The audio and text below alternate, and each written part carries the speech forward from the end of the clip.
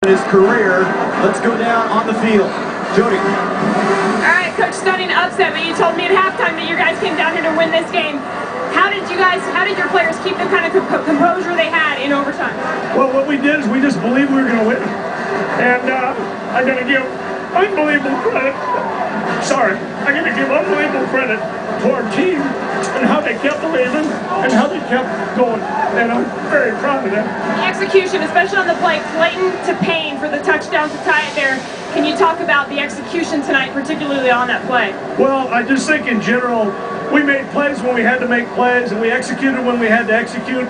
There was some unbelievable, Philip Payne, a freshman, made 2 unbelievable plays out there today. But there were a lot of guys that made plays. We blocked a kick at the end of the game. That was awesome. That was the best win of my life. What does this do for the confidence of your team going forward now? That's really important. Is where we go from here. We had a great win last year against Utah, and we didn't build on it. We've got to build on this one and win from here. Thanks, Coach. I'll let you go celebrate. Thank you. Coach was headed over into the corner to celebrate with his team, but was gracious enough to talk to us, and as he said, biggest win of his life. Monumental victory for UNLV. One of the best in the history of the program, and here it is. Malu Taumua, the sophomore defensive tackle on special teams in the middle, blocking the kick off the foot of Thomas Weber, securing the victory 23-20. And how about Coach Mike Sanford and his reaction? A little bit stunned, and then the celebration begins.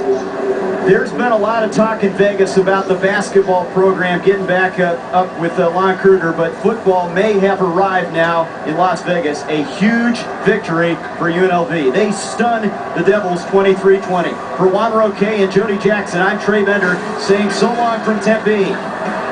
23-20 the final. Now stay tuned for the Sun Devils Live post-game show. Here's your host, Brad Steinke. Brad.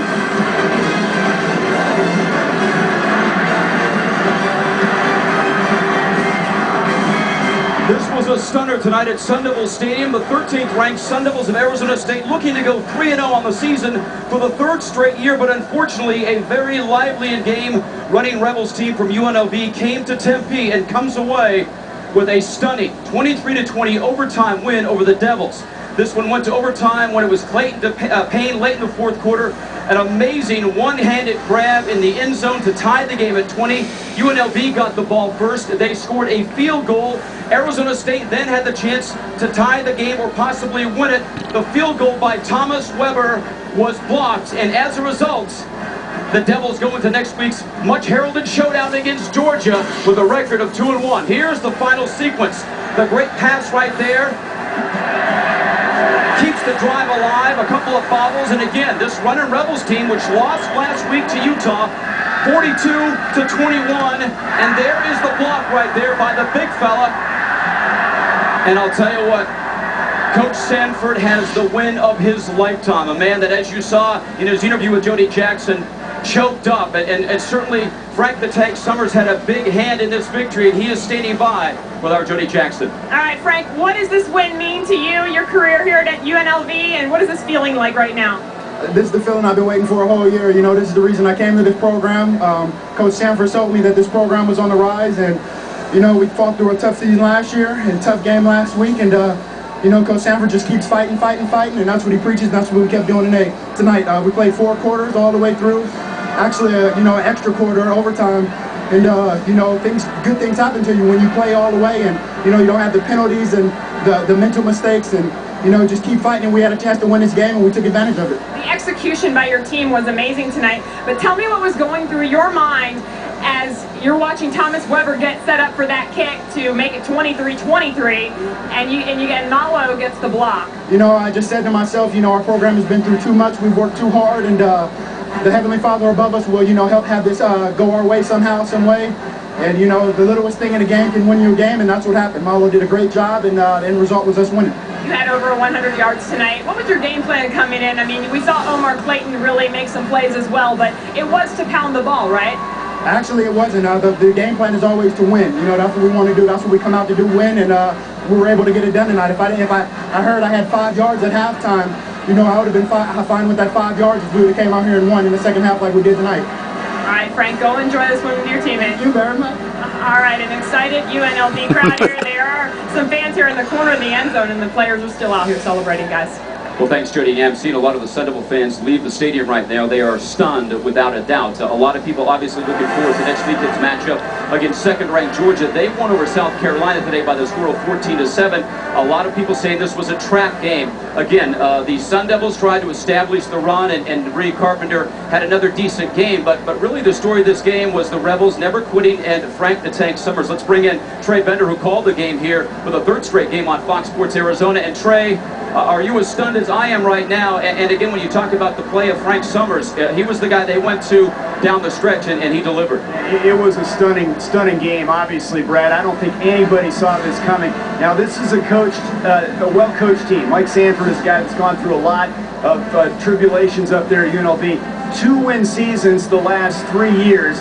They, I think, gained a little bit of confidence in the game at Utah. Even though they lost it last week, they led a ranked Utah team in Salt Lake City in the second quarter, and then the wheels kind of fell off in the second half. But the comment was really poignant to Jody Jackson that he believed they could win this game. It all centered, though, around the Tank. We talked about Frank Summers and how he's a game changer. He's Pac-10 caliber. He went to Cal out of high school, was recruited by USC out of junior college, wanted to run the football, and he has run it and run it well in this spread offense, this formation for UNLV. I mean, he's as good as there is. This guy, I think, needs to start getting some accolades on the national stage, because I guarantee at the next level there are going to be a lot of people interested in Frank Sanders from a fullback position. What an unbelievable, you just never know in college football, I guess. Without a doubt, and really took the heart out of the Devils with that late drive and that incredible catch by Payne in the corner of the end zone. Let's talk Rudy Carpenter. 2 straight 300-yard passing games to start this season. He looked very good, but again, he was pressured quite a bit in this game, and that's the one concern, this offensive line. You know, Coach Erickson said they're good, they're not great right yet, but again, Rudy Carpenter had some pretty good variety in this game, Trey, but he was under pressure for a good portion of this contest. There were back-to-back sacks in this game, Brad, if you remember early in the game, and maybe that took the Devils a little bit out of what they wanted to do. They did have the pass play here from McGahey for a touchdown. Kyle Williams caught a touchdown pass, but they really focused on running the football between the tackles, controlling the ball, and it really took them out of the big play element. You see the numbers, solid numbers, not the type of numbers we saw from Carpenter in, like the big game against Stanford and against NAU. But it's interesting. It's almost like UNLV lulled them into that rushing the football, but Dennis Erickson said that's what they gave them, and they tried to take advantage of it. I'm just amazed with the poise and the confidence of UNLV. They were not rattled one bit in the second half coming into this Pac-10 stadium, and I get with their 5-20 against ranked teams, and they're going to make a statement in the Mountain West Conference. And they've been horrible on the road away from Las Vegas. It was interesting, again, to see the emotion of Coach Mike Sanford. That's kind of what college football is all about. The Devils on the flip side of that. Rudy Carpenter, we've talked about it several times during our broadcast, and Juan Roque has mentioned it. The poise and maturity he has this year, and he's going to need it because he was beaten up pretty good in this game. He took some shots, there's no doubt. He's done it all year, though, standing in under pressure. He did it last year, was sacked 55 times. There's no question he's the mature leader this year more so than in previous years.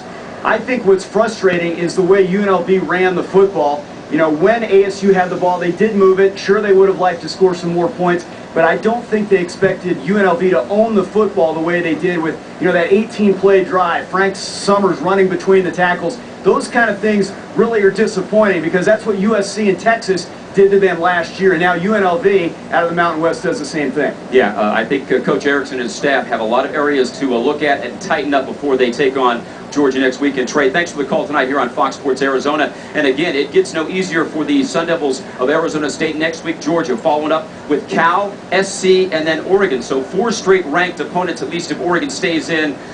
They won today on the road. So it's going to be interesting to see what happens the rest. It's just a little preview behind the scenes like no one else can deliver. And a reminder, Sun Devil Rewind heads your way Tuesdays at 5:30 and 10 o'clock right here on Fox Sports Arizona. Well, it was a stunner tonight, without a doubt. The game goes to overtime, and Arizona State loses to the unheralded Running Rebels of UNLV by the score of 23-20. That was one of the highlights. The catch by Chris McGahey. Back with Juan Roque and more in just a bit. The following is paid for and furnished.